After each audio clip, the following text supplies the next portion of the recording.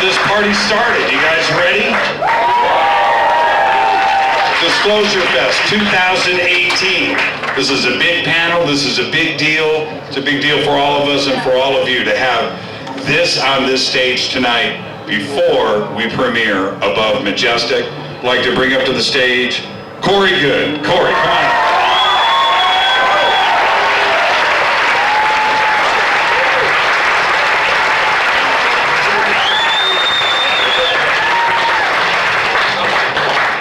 David Wilcock is in the restroom in the green room. Just letting you guys know. He's on his way.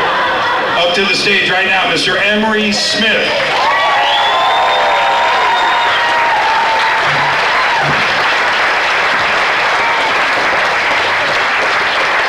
I talk about this all the time. It's very important to me, the next generation of what is happening in our community.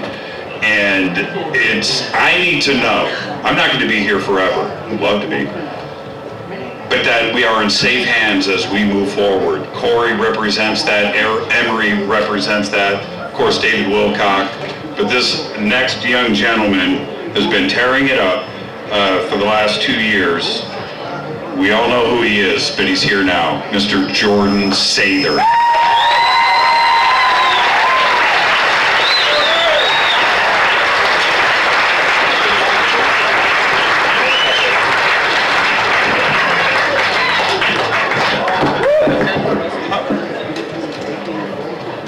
Nassim Haramein's hanging out on the side of the stage, everybody. Yell at Nassim Haramein.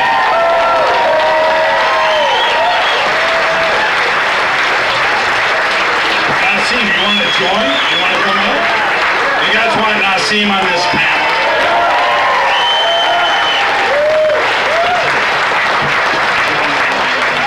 He also photobombs, too, as well. Okay. Okay, you're going to be there. Why don't you sit here? Why don't you sit there? Because I've already got this up. Everybody pull your microphones up. No. Oh, we're waiting. We're waiting for David Wilcock. Okay, pull the microphone up there, Nassim. Okay. Yeah, we're going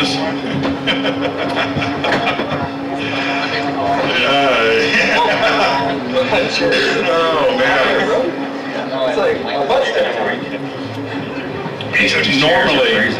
Normally for me what's really great is I walk. You guys have seen me do host panels before and I'm able to face everybody and look at them. Now I'm not. We're going shoulder to shoulder, so this is interesting for me. But the film tonight is Above Majestic. And there has been a trailer out for about a week. About a week? A few days.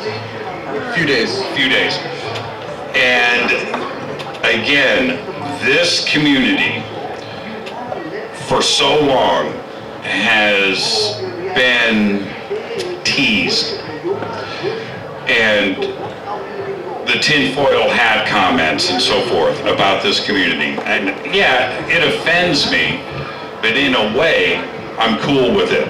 And the reason why I'm cool with it is these are the days of disclosure. These are the days where we can hold our heads high. These are the days where we can say, I told you so. These are those days that are going on right now, and I couldn't be more proud.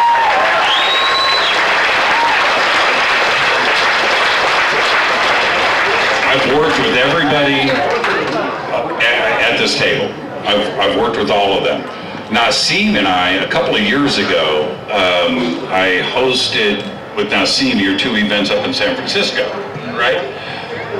Looking at that crowd and how big it is and the focus and where we have come since then to today, we have 15,000 people out here in downtown Los Angeles walking around, awaken, awoke, changing vibration, knowing that we were right.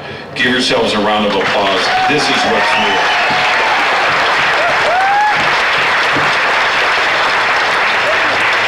So now, Corey and his team and Roger Richards. I don't know where Roger is. Mostly Roger Richards and my team. Yes, I know. He's actually collapsed in the hotel with the video rendering right now. He is.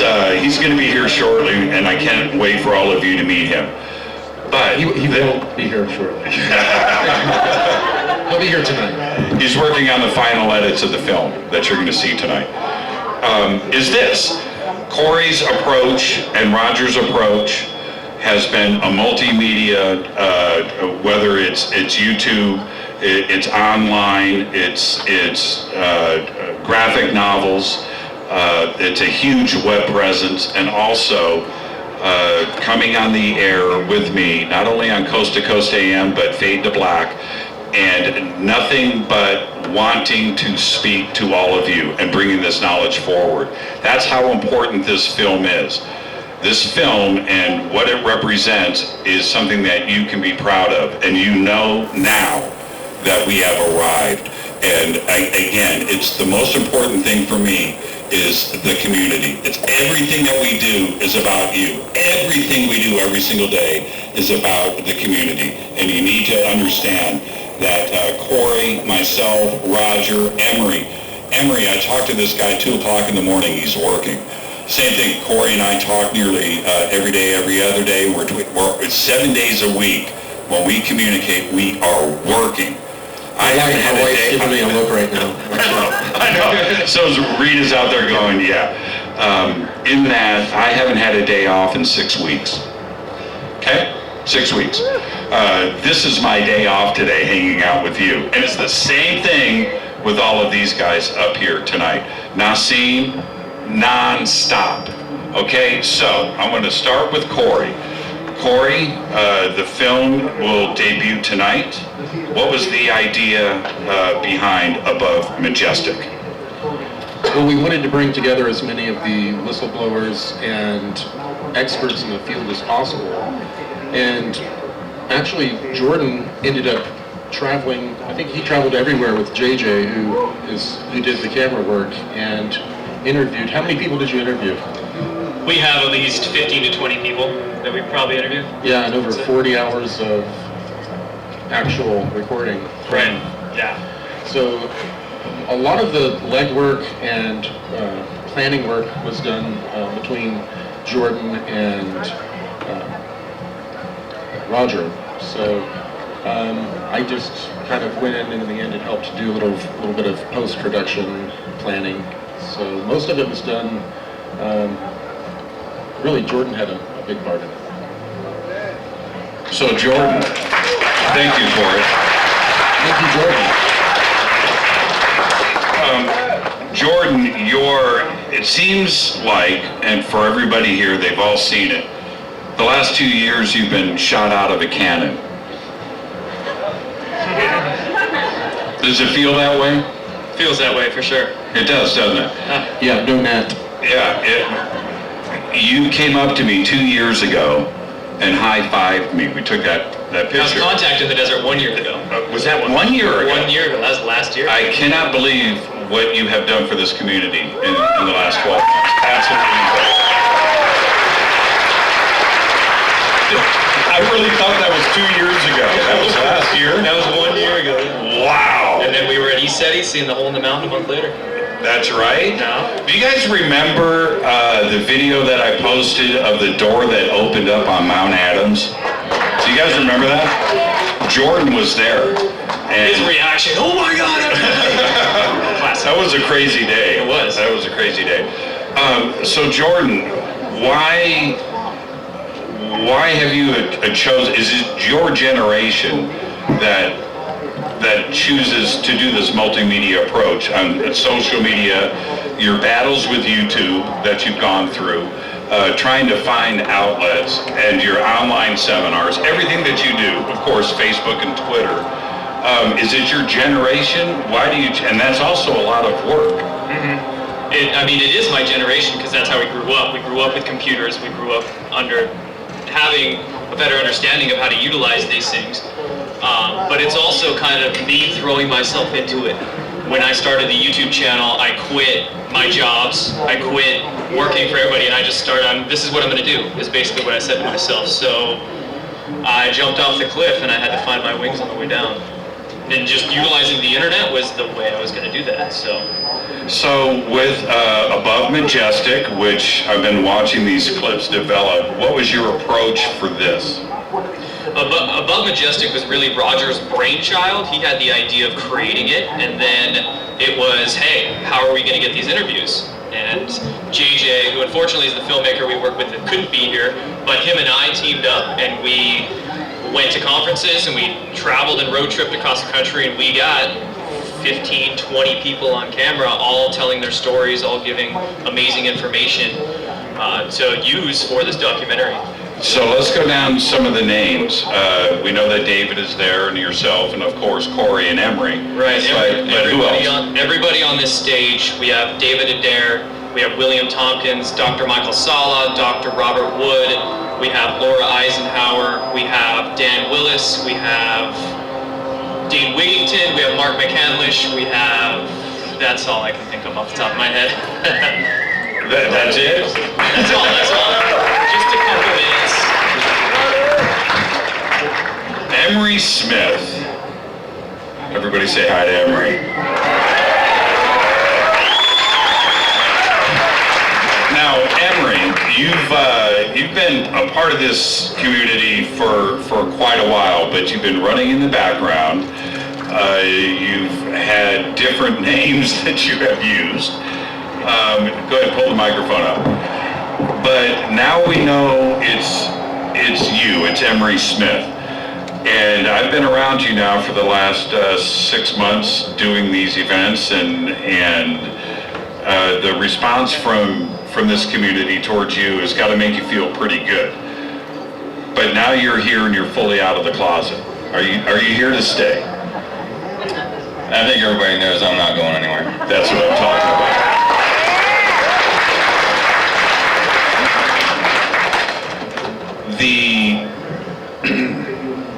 The revelations that you have brought forward, that's one thing.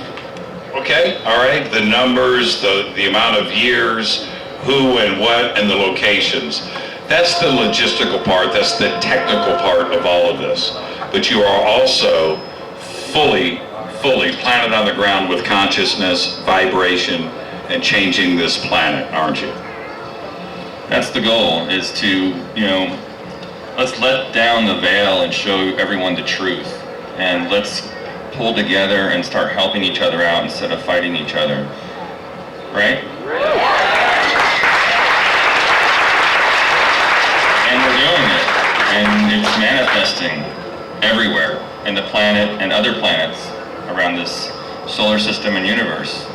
So you should all give yourselves a hand for that.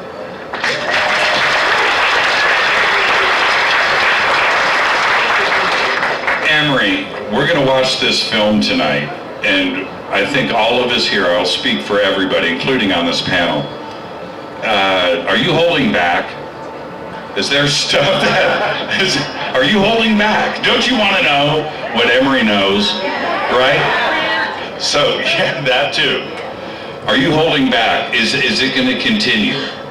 It's going to continue because new information keeps getting brought to me, and there's a lot of, since I've come forward, a lot of other insiders and a lot of my instructors and bosses who are 30 years older than me who have come forward and have enlightened me with more information of technologies and things that I was not taught.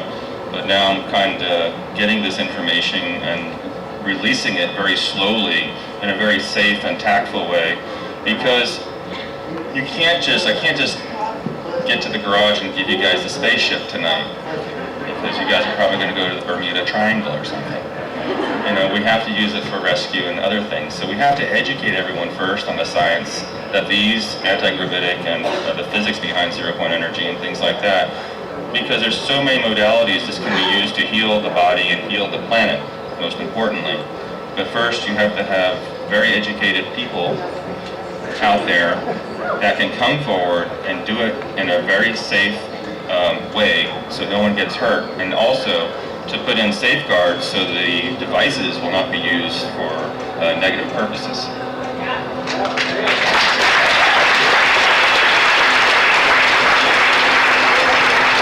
I'm sitting next to Nassim Haramein. I'm like freaking out, man.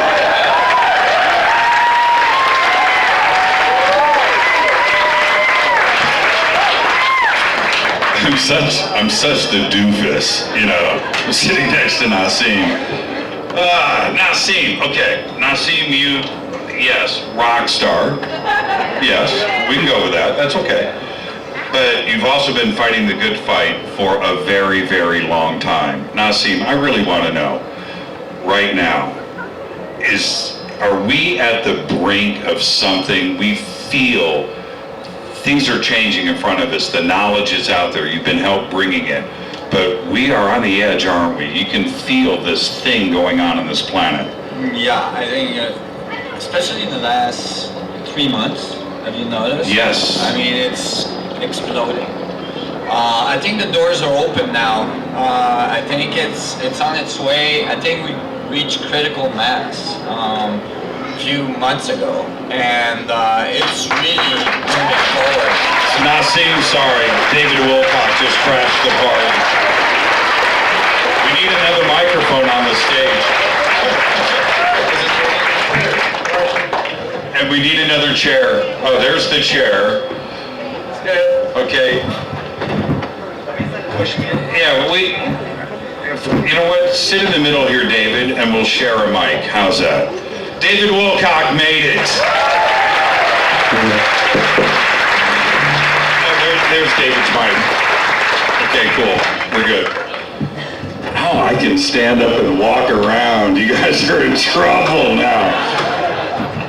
All right. I'm much more comfortable with this. Okay, back to Nassim, David. Thank you for that. You know, this is not the first time David has done that to me this year. It's just a gesture of love, you know that. It's all love. It's all love. Okay, so Nassim, these last 3 months, 6 months, I'm totally with you on this. This last, it's science talking about quantum theory, quantum mechanics, parallel worlds, certainly fast radio bursts, and then we can back up off of that and talk about some of this other disclosure stuff that is going on. But what it has been doing is validating what you've been yelling about for the last 10 years, 20 years. Yeah, 30 actually. Yeah. But You don't look but 35. I've got some tricks.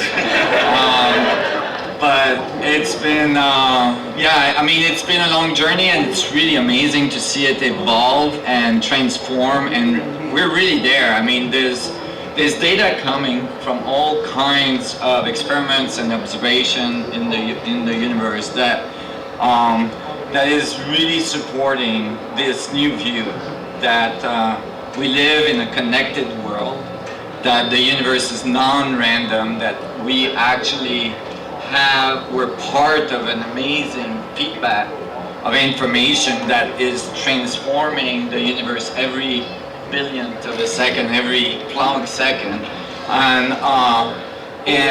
what we do and what we think and how we act and what we do in our life and how we do it has an impact on everything else, and it's not in the context of standard physics. It's not in the context of the standard model of physics. It's in the context of a new model of physics that's emerging, and it's not just emerging from my labs. It's emerging from everywhere inside the institutions, and it really encompasses a deeper understanding of physics and the way the physical world works, but as well of consciousness and how consciousness is part of this physical world and how it actually drives this physical world. So it actually is remarkable because it really has deep philosophical application as well as deep technological application. I mean, the control of gravity is on its way. It's like literally at our doorstep, and it's gonna change the way you do things. It's gonna change the way you generate power. It's gonna change the way you spend your weekends when you can go and orbit Jupiter for the weekend and be back on time for work on Monday. And so, or not back at all.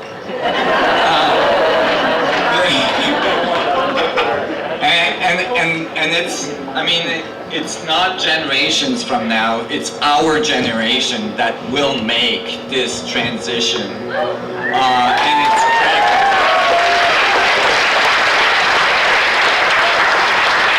Nassim, Haramein, I feel smarter already. David Wilcock, how are you, man? Pretty good. I see that we have these moringa seeds all over our table here, which tastes like sugar, but it really isn't. So hopefully that's not a reflection of the quality of our panel. Can I? I want to see you eat one. Oh, I don't really want to, but thank you. David, you've been fighting the good fight for over 20 years. Tonight is going to be the premiere of Above Majestic, which you play a role in. What do you think this film represents for us right now? So this is really cool because we did not have, oh, okay. We just spilled water on the moringa seed. I didn't even touch that. Try to water the seeds. Have you got some anti-gravity on you there, Nassim? He's got a pocket device that he can't talk Did you guys about. see? Is that on camera? Did you guys just see that? What's that? His bottle just Oh knocked yeah, over. Corey shot it. So David, what does it represent? All right, so I understand that the testimony that we're trying to bring out to the public has a big learning curve. The implications are vast because up until recently, the field of UFO scholarship was basically swollen-headed grays with big black eyes, and, well, yeah, we think they came from Zeta Reticuli. And, well, the Roswell beings were kind of like grays, but their eyes looked a little more human. That was about it. I mean, honestly, there really wasn't much else going on as far as any type of speculation, unless you went into the arena of channeling, in which case everybody's got a divergent mythology, and they all want you to buy into their version, which doesn't correlate with any of the other versions. So for me as a scientific thinker, I've been a professional colleague in Nassim's for a long time. We taped a conversation all the way back in like 2003 where we were geeking out on physics. So we've been doing this a long time. And one of the things that I have had as the arrows in my quiver is meeting people who claim that they had worked in these classified government programs. And they're not even really government at that point, they're corporate military programs. And so, interestingly enough, when you get Emory Smith, who shows up in 2009 and tells me that he had done 3,000 different tissue specimens in his autopsies, none of which appeared to be human. I'm trying to wrap my head around that. I'm saying, how could this guy have had this experience? The only conclusion is that there is a part of life on Earth where they are very actively involved with multiple extraterrestrial civilizations, because how the heck else do you source 3,000 different bodies from different species of extraterrestrial? So what we've effectively done here is massively moved the bar forward on the whole scholarship of extraterrestrial life and its involvement with us, meaning us as humans. And we find out, this is getting really intense, guys. I don't know if I can compete. You're vibrating. That's what knocked my water over. It floated. That was trippy. If anybody starts going into like a voodoo trance, just kind of take it over there, please. We're not going to do any Santeria on stage tonight. So let's check out how cool it is that finally, after all this time, we have a movie where you tonight, for the first time in the world, are going to be able to see the stuff that I've been seeing for the last 10, 15 years, how all these different people are saying the same stuff, and that the story, the big, big story, I'm sorry there's so much feedback, it's not my fault. It's there's so much of this stuff, there's so many things that are all connecting together. You gotta just take the snapshot of the moment, right? This is like the flap of the butterfly's wing. This guy might be the reason why we get full disclosure, and we just don't know that.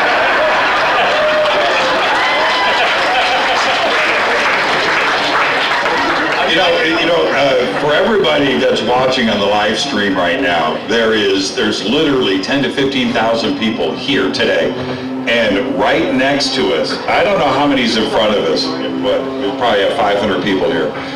Right next to us is a sound healing tent. And I'm going to say this right now, only in Los Angeles. I think that's me, David, that's not you, otherwise it would feedback. Well, this is still nowhere near as intense as, you remember this when I was telling you about this last year? Last year I did this conference outside. I'm so sorry guys, I can't control this feedback. It's not you, David, so just go. And there was this lady who was, remember this? I was telling you about this lady? And she's in the back, she's right about where he is there with the gray hat. And she's doing this.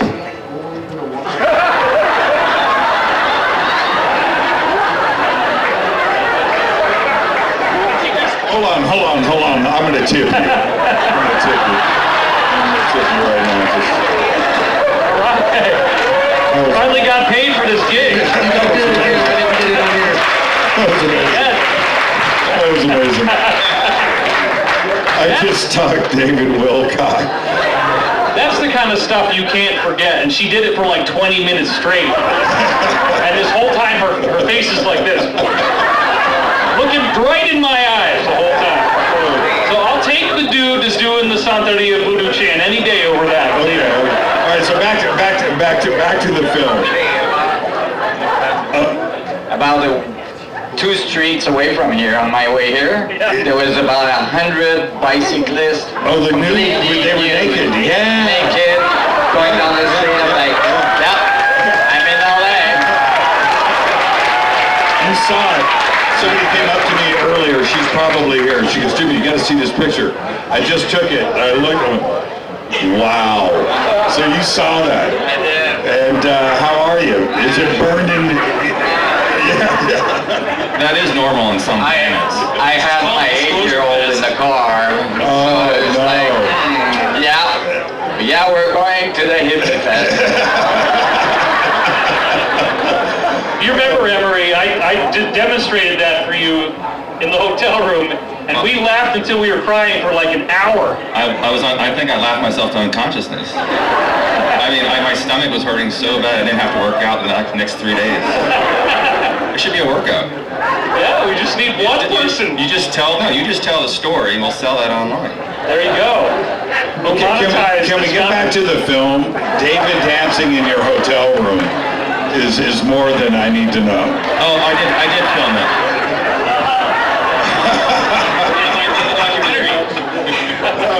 That'll be in the documentary after credits. So it's really exciting, Jimmy, because what we got now for the first time is something that can at least break the embargo for somebody like Nassim, anybody who is wanting to do a more skeptical inquiry of this, because I understand it's kind of embarrassing for me to be the guy who's had all these guys that were my friends that nobody else was talking to them but me, and I'm seeing this big picture, but it was for a long time, it was kind of like you have to take my word for it. And you guys are here because you did take my word for it, and so I want to thank you. Give yourselves a round of applause. Okay? But we're still a niche. We're still a little fringe here. And so what we need to do is we need to break this thing out of just being a fan of Divine Cosmos and Gaia and into something where you get this little truth bullet that just encapsulates so much, and it's like planting a seed of this total disclosure movement that we're working on. And so this film is a very exciting development. And I don't know, do we know where the film is going to be screened? To your left. Your other left, David. Yeah, The inflatable stuff that's over there, not yet inflated. Okay.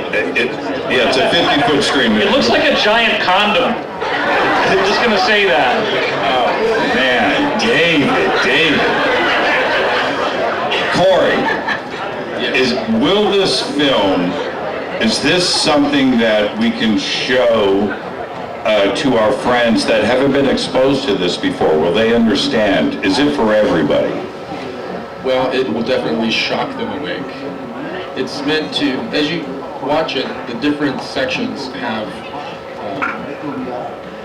little video entrance episodes or portions that they're shocking. Weak voice, buddy, yell.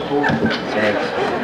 Anyway, it's shocking. It puts the whole truth in your face. Secret societies, how they're all connected throughout history, to World War II, how the secret space program and suppressed technologies came about through these secret societies and corporations, and how it developed into the secret space program era that I worked in the 80s, and up until the present, and the most recent things being announced, such as Trump announcing the new Space Force.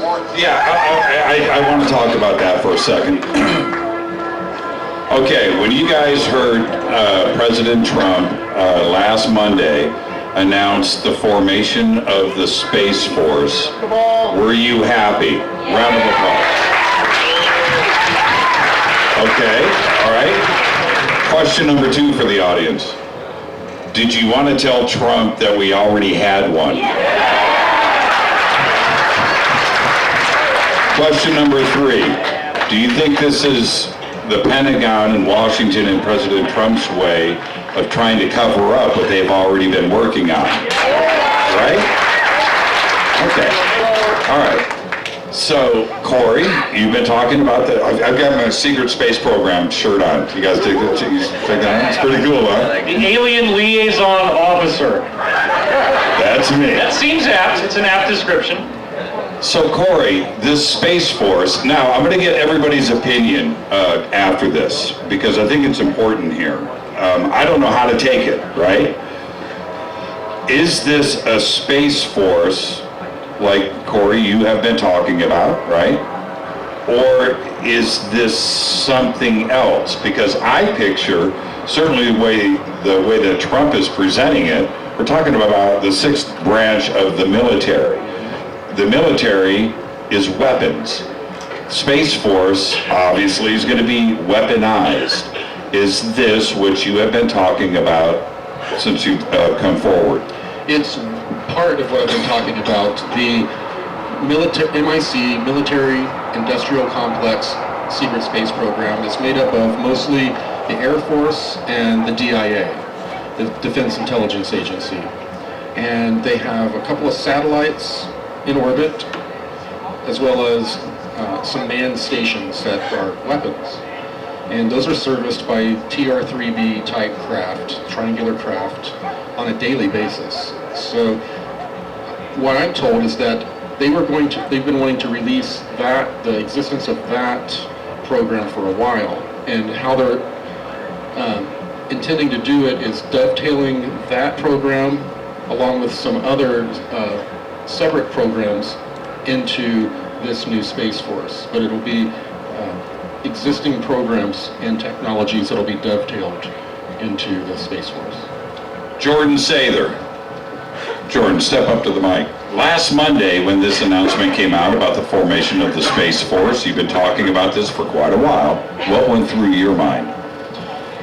You proposed that it could be one way to cover up the fact that we've already had secret space programs, but if you look at least in my thinking, the way the Space Force was created and what it's going to do, it's basically going to take the responsibility of Air Force Space Command and bring it under the Space Force. So could it be a way to cover up what's been going on, or could it be a way to slyly and subtly bring forth and disclose these things that have been secret for so many decades? Yeah, well put.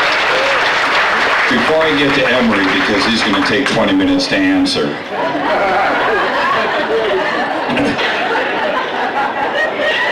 They get it, Emery, by the way, yes. Nassim, when you heard... Always save the best for last. Yeah. At least I admitted it. Nassim, Jimmy, hang on though. Can't you see that my prophecy was correct? I mean, take a look over there what that looks like right now. You got a weird bend in that, David. Calm down, David. Okay, David's excited. David, you're scaring me, man. Scaring me. There's kids here too, by the way. Okay. I think they're all up on stage. Okay, Nassim. Corey's kids? Okay, I'm here to maintain control. That's my job. Okay. All right, Nassim, but seriously, this was a really big announcement last week. We've been waiting for this. What did you think? And what do you think Trump is actually, President Trump, is suggesting? I think that there's a push from the industry and of course, you know, the privatization of space that is like very much on the forefront at this point. You know, it really has to do with parallel programs that, you know, are running in the government, in, you know, in the military industrial side, which is now becoming privatized at, you know, in the forefront. And I think it's just the first step into this privatization of the space program that has been already there for a while. But as well, you know, there's variation on what is going on within the structure, and I think that's really important to understand is that you have many different groups and they don't necessarily all communicate nicely with each other, and you know, so there's many different levels of awareness, and there's definitely many different levels of communication from the galactic community with the human community. And I wanted just to say that from my own experience, that you know, the relationship has been, you know, the relationship that's developing, where we're going, and we will get there, is a very positive step for humanity. And the fact that it's actually becoming the forefront and becoming open in the awareness of the public at large, I think it's a very important step, and I think it shows this transformation that's occurring at the very deep level of not only military-industrial complex and the political branch, but as well at the level of the religious structures that are behind all this. And I think that's really important. Nassim, well said. I'm going to say this. When I first heard it, I pictured Starship Troopers. Did you? Did anybody here kind of think that? I'm picturing, you know, crazy, you know, it's the Space Force, right? And I heard him say it so many times that it was just, I can see the campaign commercials to sign up, become a space cadet. Do you want to know more? Right? So, Emery. We've been space cadets for Emory, are we talking about, you know, our community and the communication with our galactic brothers and our space friends out there is one that we want to be positive in, and we, you know, and that communication's been going on a long time. When you drop Space Force, it's indicating something else. And now our community may understand one thing, but the rest of the planet that hears about this, they're picturing gunships, you know, battle cruisers out there doing something. They're not shooting at satellites. The implications, I think, are far greater the way that it was suggested by President Trump. Is it Starship Troopers? I like Starship Troopers. I love that movie. But it is all of the above, and I agree with all my colleagues up here on the panel. And there is, you know, this time of disclosure where, did you guys not think that was going to happen? We can't just be here forever. We're already on this trajectory. We already have all these insiders coming out. We all have new physics being invented and being educated to the masses. So they have to do this, they have to, because we are going to go amongst the stars in a very militarized Are you way. referring to a public presence on this? Is that what you're saying? Correct. Yeah, okay. And the whole thing too is you have to understand, anytime there's some huge new announcement, Whether it be, the towers are crashing down, we have to attack the terrorists now. David, how do you feel now? Holy moly. How do you feel? We've consummated the relationship. Can we lay that down and we all get on it like a trampoline? Can you fill it up with water? It's a big screen. I'm looking forward to this. Crazy. So I this, feel like Stanley Kubrick in 2001: A Space Odyssey. Anytime I get to see my face that big, it's a good day. Unless it's an HD.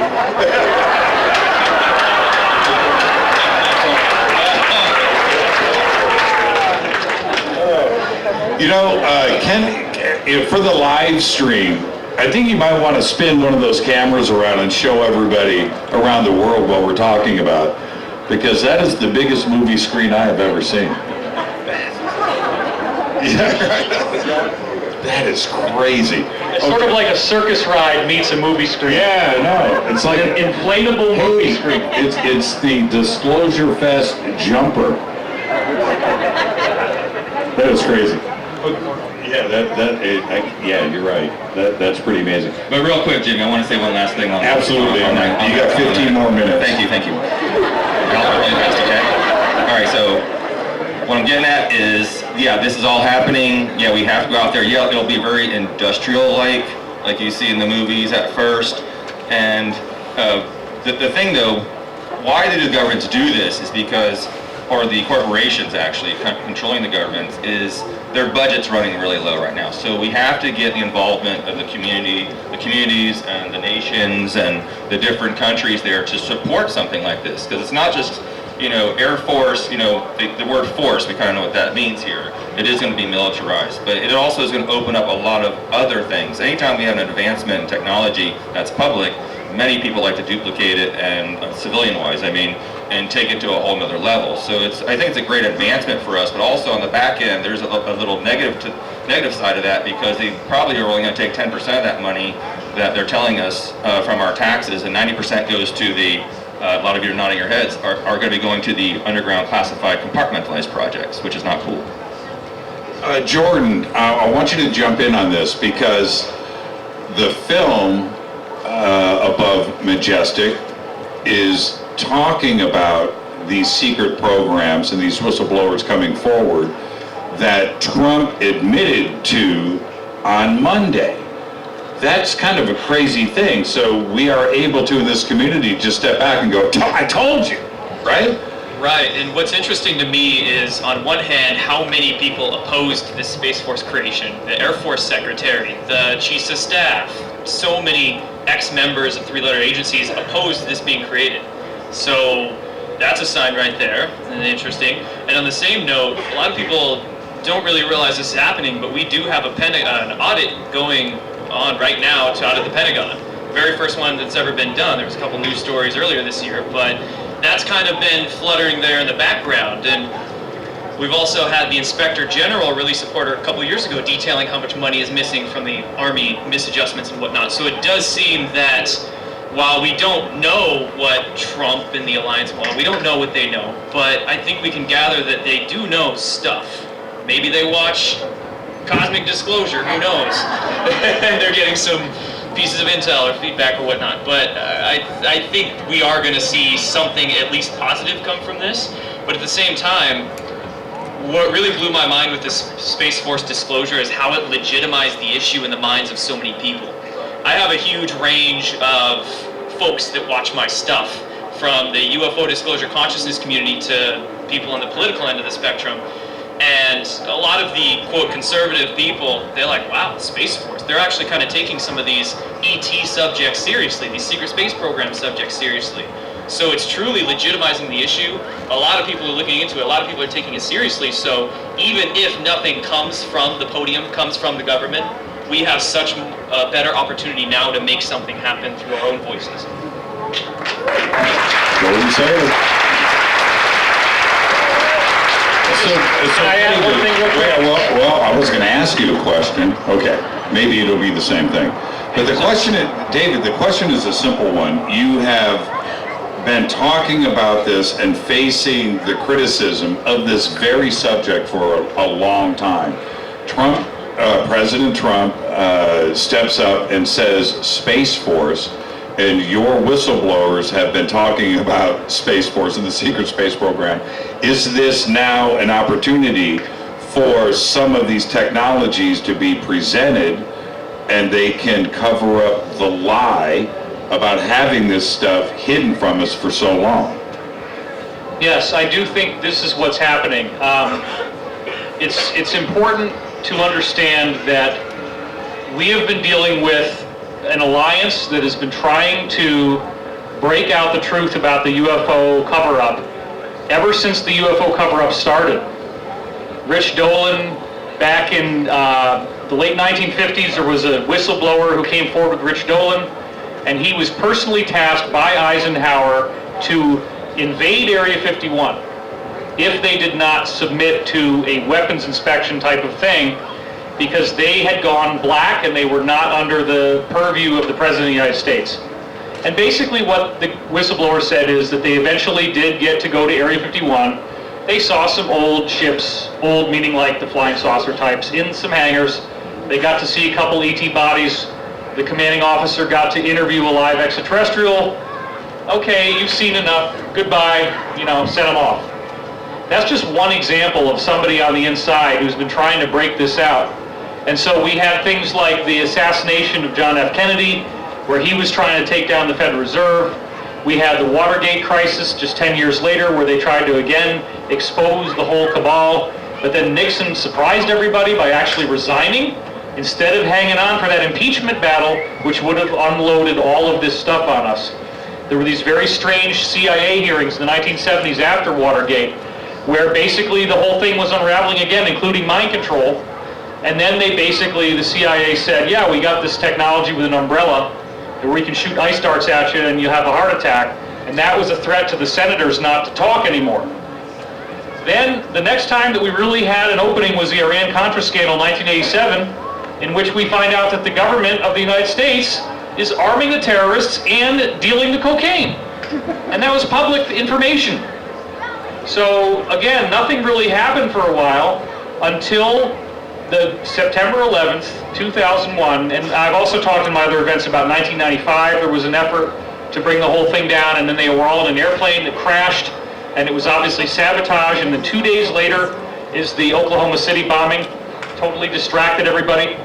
9/11 came along, and this is where the military people that were not already aware that something is wrong became aware of it. So even though that was not mainstream news, a huge community on the inside realized that they were pawns in a greater game, they were being lied to, and they got really upset. And so all of that anger and all that resentment and all that momentum to try to stop this from happening and to get us the truth is happening now.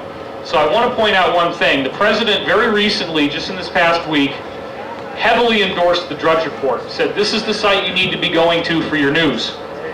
Thanks to my own personal effort, during the 2016 election between Hillary and Trump, we had non-stop rotation of full-page ads on Drudge Report for Cosmic Disclosure on both sides. And it said, the secret space program. So everybody that was going to Drudge Report, there was no way that you could have avoided seeing that commercial. That ties into what you were saying, Jordan, which is absolutely, we had millions of dollars of budget going into that. Everybody that was going to Drudge Report was at least getting the idea planted in their mind, I wonder if there's a secret space program.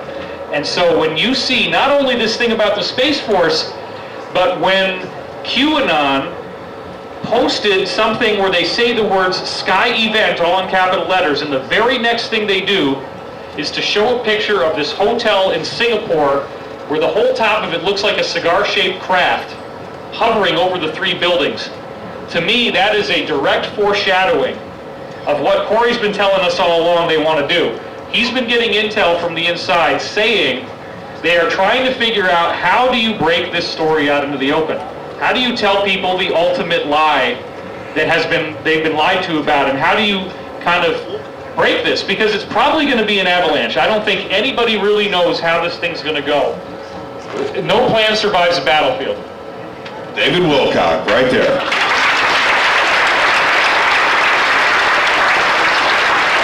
Nassim, I wanted to ask you really quick. You've been dealing with gravity, the universe, how everything is connected, and I'll never forget you probably don't remember this, but I watched you do this thing once that still sticks with me. I'll talk to you about that later. About how everything is connected. The revelations about the Space Force, I think what is going to be coming next is knowledge of anti-gravity, other things that you have been talking about, but that they have been working on. You've been trying to push this out into the public. Do you think that there is not only fuel for this planet to change vibration and change things and feed nations that they have been sitting on for a long time that you've been trying to push forward? Yeah, definitely. I mean, how deep it goes in the dark budgets and so on, I can't say. But I definitely can say that there is a way to generate energy and gravity control directly out of the structure of space-time anywhere you are. And there's significant amount of energy there. It's non-trivial amount of energy. And when you extract the energy, you actually extract energy that's at the base of the vital form that generates the structure that eventually produce biology and self-awareness eventually. So actually when you're extracting this energy and you're bringing it into this level of awareness, you're bringing in life force into, and you know, that might sound really esoteric, but actually I can say this with confidence because I've done thousands and thousands of tests in laboratory, and it produces high level of coherency and high level of health in all the biological structures around you. So not only are you able to power your world, but most likely the biology of your world becomes highly coherent, much more healthy, and you know, life extension becomes a possibility and all this. So I mean, it goes down the rabbit hole really deep. And yeah, this energy is available, and it's available to you right now, meaning like, do they know? Is the government in possession with this knowledge? That's the big question here. Are they sitting on it when we could be feeding the children of this planet? So I'm gonna come out of the closet a little. That's what I'm talking about.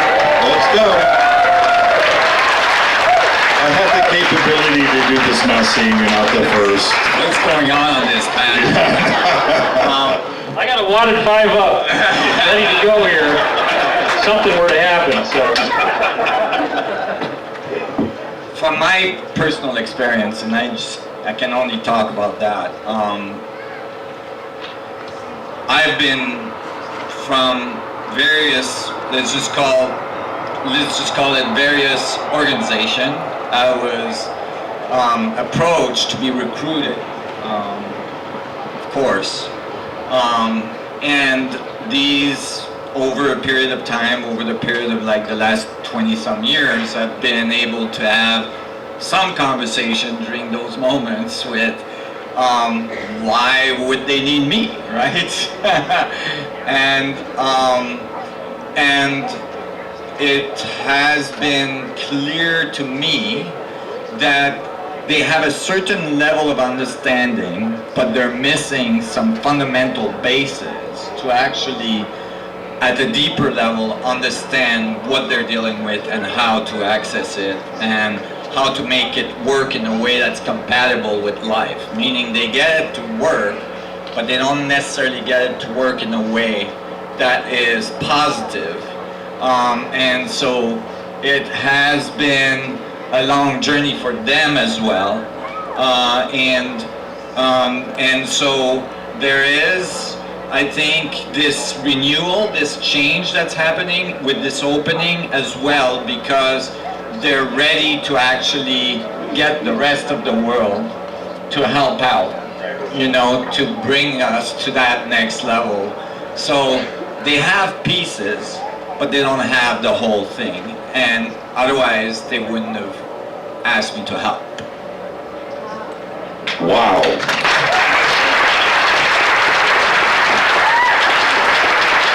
When I hear you say that, I'm going to turn this over to Emery in just a second. When I hear you say that, okay, applause. Who has seen something strange in the sky? I want to know. That's about half. I have. I think Corey has. I think David has. I know Emery has. Jordan and I have seen stuff together. You did? Right. Oh, wait. And that's right. Okay, so we've all witnessed things together on this panel. Okay, so that's for sure. But when I see something that I can't explain, some magical ball that leaves from this field and goes up and turns into a star and then poof, cruises out, if that's ours, they're sitting on technology. They're sitting on an energy source that they're holding back from us, and that offends me to no end. If it's our space brothers, they're just here saying hello. I'm cool with that too. But if it is our technology, if that is ours, I am completely offended. And if the government stepped out and said, okay, we have this free energy, don't you think there's like 7 billion people on this planet that would just lose their minds in anger? Right? Am I right? I think that's really important not to go there because I think it's really important that we keep a field of positive outlook. Totally, we want to be positive. There's no question. And I want to suggest that maybe we just haven't had the maturity to have this level of power. Whether they were keeping it from us or not, have we been in a place that we could have this kind of power? I don't think so. If Tesla would have succeeded, I think we would have been in serious amount of trouble, right? So I'm saying now is now, right? And now it's coming. Now it's opening. Now we're getting... Okay, all right. You calmed me down. You calmed me down. Emery, when I'm talking about these things that we've all seen together, they could be us from the future. It could be us, right? It could be us coming back here to check us out. It's not necessarily E.T. In this movie and through your own experiences, is time travel something that is being done? Yes, it's already been done. It's not perfected, though, is the problem. They're having a lot of problems with that, creating portal technology, man-made. Like Nassim was saying, it's just we're not ready for it yet, and we haven't perfectly got it done. And I've been in a couple of labs where they do throw an orange somewhere into an area of an energetic field, and it's gone. And just think, wow, yeah, it went somewhere, and sometimes it comes back, and sometimes it doesn't. And someone's sitting over there on another planet and just got hit in the head with an orange. It's like, let's fly all the way to the moon and hit a golf ball on someone else's property. We're just not ready. We're not, I'm just being funny, but I'm being serious. We're not ready yet for a lot of that technology to fall into just everyone's hands. So one of the technologies they were working on with time travel and things that I was involved with Teslatron units and whatnot, was transferring toxins and things out of the body. And the same thing, we don't know where the toxins went. People were losing, 5 to 14 pounds per 45 minutes in these, but yet not having any problems with their hydration. It stayed the same. So when we were asking, the physicists and all these people, like, well, I'm thinking, man, there's probably a big trash dump somewhere with everyone's, toxins and lead and fat. Uh-oh, he grabbed my box. So yeah, it does exist. It's been used actually on a lot of, there's an underground facility right outside of Manhattan actually, that a few of you here have been to and know about, that they were basically making these Teslatron units with high magnetic energy that you go in there, and it's in a hexagon room beyond a 3-inch glass mirror, and it's a very high voltage system. Every pore in your body lights up and shoots out photons, and you can actually see it. It's a real fun thing to play with, but that's not, it's not made for visual effects. But it was made to cure cancers. They cured HIV in 30 days with the herpes and 60 days. But this is a type of portal technology. It's a type of energy that locks on to the negative energy components of the cellular DNA and frequency and takes it out of the body. It's also a smart energy. That means it's connected to the universe. A lot of these beings that you guys were talking about with light bulbs and things shooting out of the ground, light balls or whatever, these are interdimensional, transdimensional beings. They have already conquered, time travel. And it's just a matter of time before we do conquer this, and we are able to travel interdimensionally, and it'll be safe one day. And it is correct, I do believe that it is us from the future, because a lot of the extraterrestrials I work with have the biggest compassion for us. And one even said to me one time, we were there at one time as well. Emery.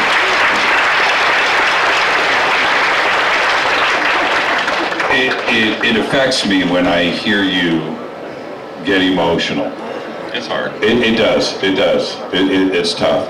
So I want to liven up the room. Can I liven it up a little bit? Okay. You just saw me grab this case in front of Emery, and I'm going to do this. I'm going to steal the show. I'm going to steal the show. Emery, I'm going to lighten it up. Can we lighten it up? Okay. Let's light it up. All right, let's lighten it up. Do you guys know what's in this case? Oh, some of you do. You want to see it, don't you? Are you guys ready? I can't wait to hear the gasp. It's 100% legal, I promise. They just made it legal in January, here in California. Here is the Atacama mummy.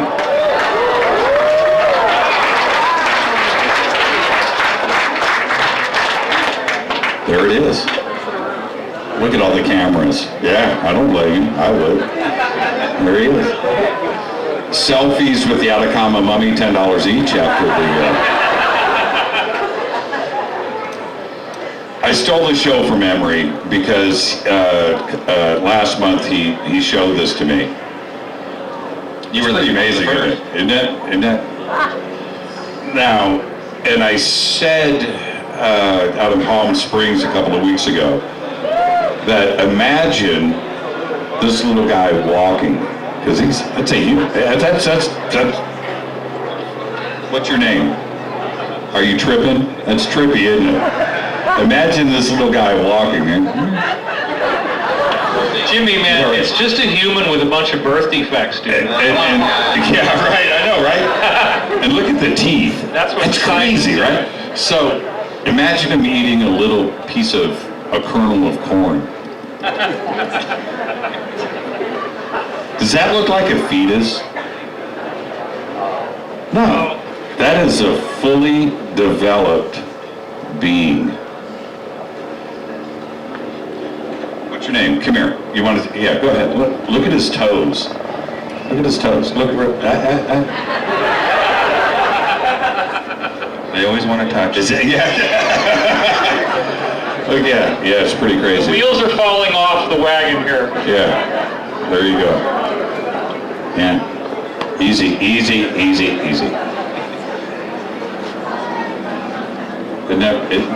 Okay, guys, we're going back to the panel. We'll do selfies later. That's pretty amazing, isn't it? Isn't that crazy? We'll talk about that later. A 3D print. Yeah, it's a 3D. No, that's. But isn't that? Now, when somebody says, "Oh, he's going to have nightmares," okay.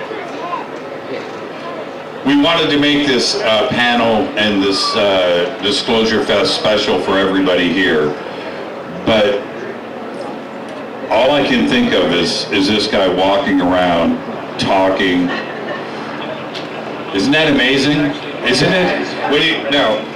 I want to say this. In the film Sirius, okay, great film, It's Emory Smith that does the autopsy on the Atacama alien, and you guys probably didn't know that. But that is Emory Smith before he came out, and that's Emory Smith. And so I've done a lot of shows about this, and Emory calls me 2 weeks ago, and he goes, Jimmy, I see you. Look in the shadows. I'm not making this up. This really happened. And I look across this pool, and I see this dude in the back. It's dark. That's me. Come over here. I got to show you something. I'm like, wow, this is kind of creepy. This is how the CIA does it. All right. So I walk over, and he unzips and hands this to me. That really didn't come out right, man. Yeah. So I was holding it. It's 5 inches. How gently did you hold it? And I'm thinking to myself, this is the most incredible little thing I've ever seen.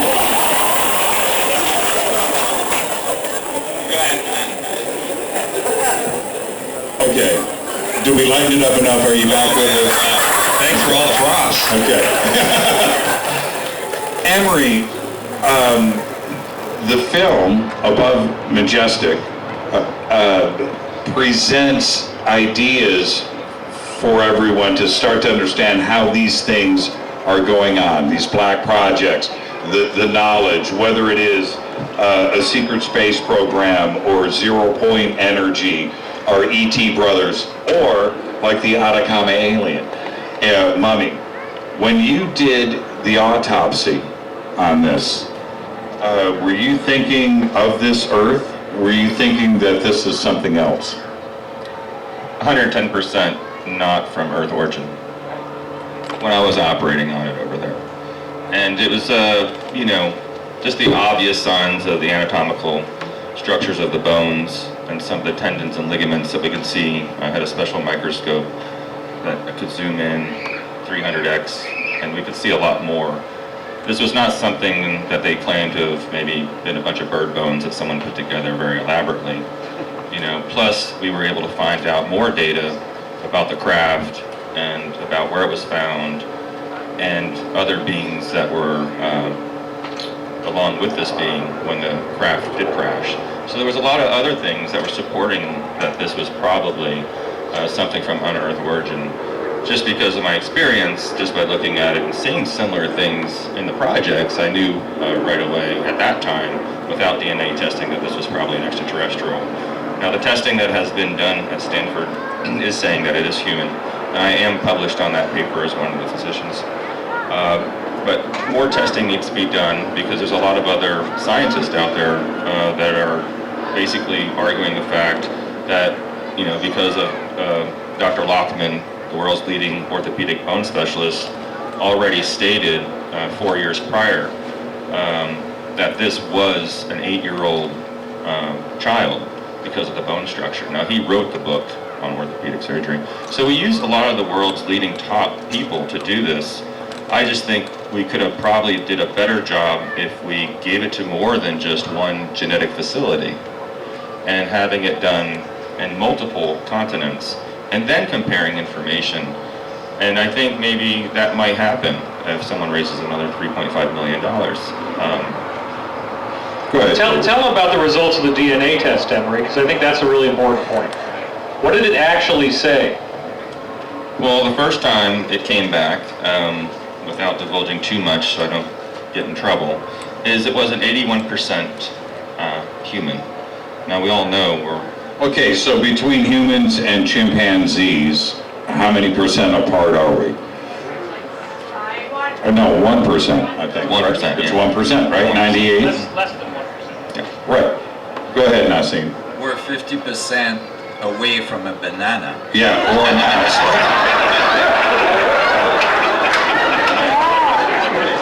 So those were the preliminary findings, and then it went up to... So wait, so 81%, now we're talking about... That's huge. That's huge. 19% anomalous. And this was inside And then also... there's another issue, is that what is the human genome? Yeah, You know, we're so we're comparing, talking, we're saying it's non-human, but where did the human genome come from?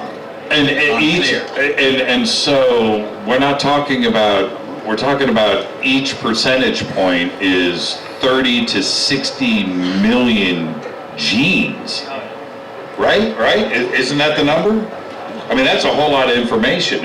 When you say, well, we're 1% from chimpanzees, that sounds really good, but that's a lot of, you know, it sounds really close, but there's a whole lot of genetic information there that you can mess with. So if we back up to 81%, we're talking about huge amounts of information that separate.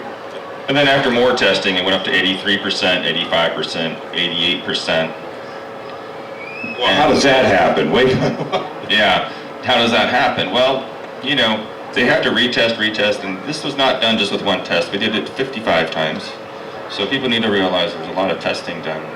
I think people, when they read the white paper, they're just not educated enough to understand what went through there, and they tend. But all in the same facility, right? Right, but all in the same facility, and that's what I have a little bit of an issue with. But I think, you know, once the scientific community gets more on board with this, and we can get some more DNA, which they're willing to allow me to come back and extract more DNA. We also found another being that we think it's his brother down there, and How big is it?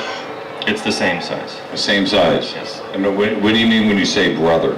Well, we hear, this is what we're hearing, we can't verify it yet, but there is a brother to this that's linked to the same crash site as this being. Now, okay, wow. Okay, so if that comes out, then the fact that this, what they're trying to present as, you know, a genetic abnormality, you know, so just... Well, that's going to wipe it all off, because you have two now DNA You have links two. that are exactly the same. If we could prove that, we'd have discovered a whole new subspecies. And that would change everything. Well, wouldn't that completely negate the recent Stanford white paper that your name is on, by the way? Yes, it is. Well, I still stand by Stanford and the testing that was done. I just think additional testing should be done since other universities are challenging this. You know, I mean, that's what needs to be done. And I wanted to do this the first go around, but my colleague at that time did not want to do that for some reason. Now, isn't the best way to do this testing is through 3, 4, 5 independent universities, even countries, and completely blind where they don't know what they are? On most specimens that I have tested in the past, before even we tested this specimen, the minimum was 3 different facilities. Now, I want everybody to be clear here and to understand, it was Emory that removed the DNA material that was used for the recent Stanford report and white paper that was published 6 weeks ago. Right, and there was many geneticists on there. Dr. Gary Nolan ran the entire project. You know, Dr. Gary Nolan is not lying about this paper. I mean, he can only put all this together, you know, with 10 different physicians involved under him that's doing all the different testing on this being. All I'm saying is that's a lot of people that are involved with this one testing of this one DNA strand. You guys follow me? So, you know, we're not perfect individuals either, humans, believe it or not. And there could be some, there could or may have been discrepancies, and I've been brought a lot of information from other scientists. I'm going to go with, hey, I like facts too. I want to see the science. So there should be no reason why we can't just keep testing this DNA, and let's get to the bottom of it, and so everyone can really know. That's exactly right. Thank you for that, Emery. We only have 15 minutes left on the panel. You're bummed, huh? Well, maybe we'll do some overtime. Yeah? As you can see, the screen is up. I want to get everybody here to have the opportunity to say what they think all of you are going to see tonight in this film. Jordan Sather, what can everybody expect from Above Majestic tonight? Your minds are going to be blown.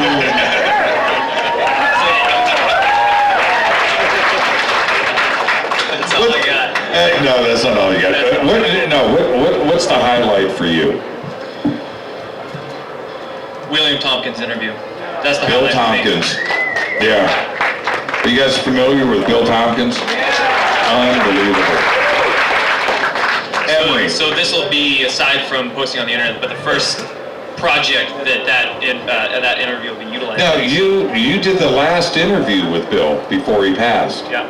Right? Oh, you know what? I'll tell, I'm going to let everybody know. Corey, myself, and Jordan. David, you weren't there. The three of us were together up at Mount Shasta for the eclipse when Bill Tompkins passed away. And we saw a shooting star at that moment. Was that incredible? Yeah. That was, it really happened. Yes. Well, it was special for us. Emery, what can everybody expect from Above Majestic tonight? Oh, you're going to see the, first off, number one, getting a new group of people together to be interviewed that, some footage has never been shown before, but the way it's placed in there, the storyline flows really nicely. And I think what you're really going to like is just all the different new people that you usually don't see on a lot of these documentaries and some of the things that are coming out. So for the new people coming out here, you're not going to get lost because there is a beginning, a middle, and an end. And you're going to really like to see all the different, aspects of that. Going from, the cabal and Majestic and the money laundering and the hiding of extraterrestrial craft and ETs, you're gonna get it all in one big bang. So I think it's done pretty well, and I think you guys are really gonna enjoy it. And how many of you already saw it? Anyone has seen this, or is this you have seen it? Because I thought they had a preview. There was a rough cut. It's a rough cut, very, very rough draft. So you guys are in for a really big treat because Roger Richards has been working on it all day, tweaking it to the max, and he's just a great director, filmographer, and you're just going to love what he has to deliver for you. Check. I lost my wireless. Okay. David, what do you think? I want everybody's personal take on this. What can everyone expect from Above Majestic tonight? This is a historic moment for us because we've been in various ways trying to bring you this narrative for many years now. I was talking to a guy all the way back in 2003 who had claimed that he had worked on a technology at Brookhaven National Labs in Long Island that we typically call the Montauk Project. And I thought that book was total nonsense. I mean, I read it and I'm just like, oh my God, this is crazy. And then when I started to talk to somebody who'd actually worked on that project, I realized that just because this information was so outside of my normal knowledge base didn't mean it was false. Because I got to interview this guy for years. And I asked him, we spent many hundreds of hours in discussion. And I kept asking him about this, and I kept asking him, and I kept cross-examining. And when he starts telling you all these classified things, and then you meet other people later on, and they tell you more stuff, and then I meet Emery in 2009, and Emery's telling me the same stuff that he told me back in 2003, including the code names of classified programs that have never been put online. And that doesn't happen once, or 5 times, or 20 times. It happens hundreds of times. This film gives us the opportunity to actually have that experience in a film, in a 2-hour period, where you're going to see guys like Bill Tompkins. Now, Jordan made reference to him. This is a totally incredible, crazy thing that happened, where how in the world do we end up as a UFO community where out of nowhere, just a few years ago, here's this guy who's 93 years old, who had actually worked for the United States during World War II, interviewing 23 embedded whistleblowers, spies, in the German secret space program. That even before World War II, Germany had developed anti-gravity, and they had already been flying outside of Earth's orbit. They'd already been to the moon, they'd already been to Mars, and they were already looking at places that they could potentially colonize. They had a lot of problems. It took a long time to get it to work. But this guy shows up out of nowhere in his 90s, and it's like you have this checklist of the things that Corey had been saying on Cosmic Disclosure, and William Tompkins is just check, check, check, check. He just goes right down the list. And that's because they're all talking about one unified body of information. But the unified body is so big that nobody really knows it all. So Emery has parts of it, Corey has parts of it, William Tompkins has parts of it. But what has amazed me for so long is how well they cross over. And never before has there been a film that takes this expanded view of the secret space program and puts it all together for you in a nice, easy to digest capsule. And you can swallow it with just a nice little sip of water and down it goes. So I don't know what's going to happen to you once you swallow this red pill, but it's not the blue pill, I'll tell you that much. We are red pilling DisclosureFest tonight. Right on. Nassim, I have to say this. The movie Thrive and what you did in the movie Thrive, I just thought was amazing. I just want to say that right now. And for everybody who saw Thrive, incredible film. Thrive 2 is on its way. Yes, it is. You remember Nassim with the holographs? Man, yeah, it was great. So here we are tonight, above Majestic. What can everybody expect? What did you bring to the film? I wasn't sure I was in it. I just got told. I was interviewed. I think for me, you know, it's an important moment in terms of when we are in a certain optic where we see things from the horizontal level, right? This kind of information allows you to go vertical, you know, and vertical is where we need to go. You know, we have a tendency to like enclose ourselves into our daily life and our daily routines and the way we see the world and how things seem tangible and everything seems stable.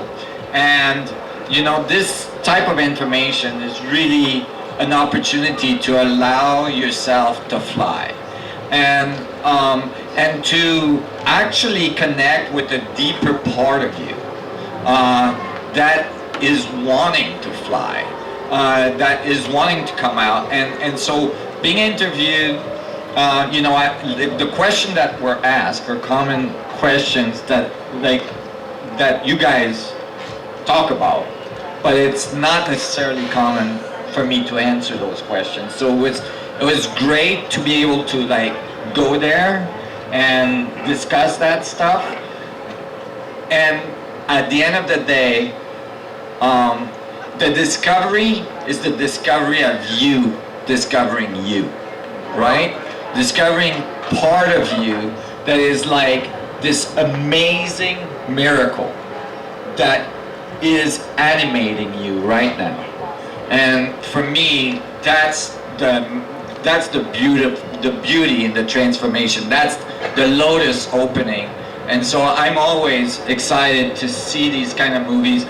Thrive is one of the most, actually is the most viewed documentary in history, right? The transformation it has made in the world. This movie has the potential to do the same at the next level. Thank you so much, Nassim. Seriously. So, before I get to Corey, I want to say this. Tonight you're going to be out under the stars. You're going to be watching this movie. And this is what I want you to do, okay? Do you have a dime? Do you have 10 cents? Who's got a dime? Who's got a dime? I need a dime. Okay, that's not quite quick enough. I already got my $5. Okay. You're not gonna get it Bring from me, the panel. okay, here's a dime, okay?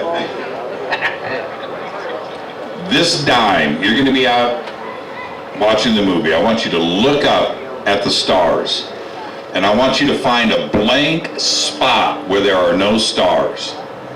Okay? Find that little black spot. And you hold up a dime and you put it in that little black spot at arm's length, just like this. Right there in that black spot, in the circle of this dime, is 150,000 galaxies.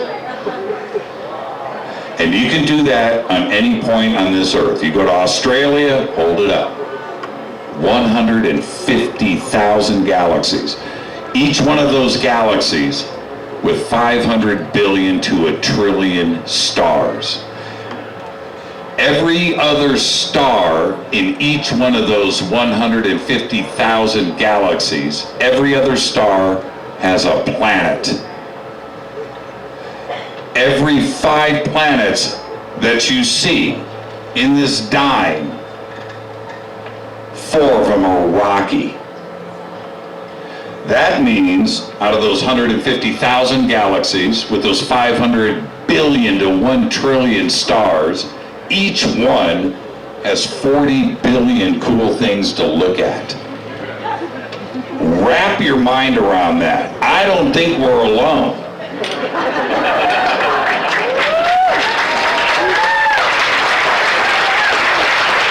Thanks for the dime, by the way. Give you a t-shirt later. How many are in a quarter? So think about that tonight, please. When you're out there underneath the stars, just look up and remember what I just said. Carry that with you for the rest of your life. 150,000 galaxies right there. And right there. And right there. And right there. It's trippy. Corey, how are you, man? Doing well. Doing well? What can everybody expect from this film tonight? Well, I think Nassim was in the movie and he discussed the spiritual side. When we have the technology, but we don't have the spiritual development, what happens then? And we're getting to a point where we're about to have technologies disclosed to us that we may or may not be ready for, the greater population. So we need to open the dialogue of what do we need to do to get there, to spiritually grow to a point where we can handle these technologies. And that's one of the things that we cover in the movie, and it's actually one of the most important topics about the secret space program and the technologies. I'm so excited about the film. It's going to premiere tonight, obviously right there. I want everybody to stand up and applaud and give your thanks to Mr. Corey Goode, Mr. Nassim Haramein, Mr. David Wilcock, Mr. Emory Smith, and the youngster, Mr. Jordan Sather. Thank you. DisclosureFest 2018. I've been your host, Jimmy Church. Let's go watch the premiere of this movie. Thank you so much. Get nice and loud right now.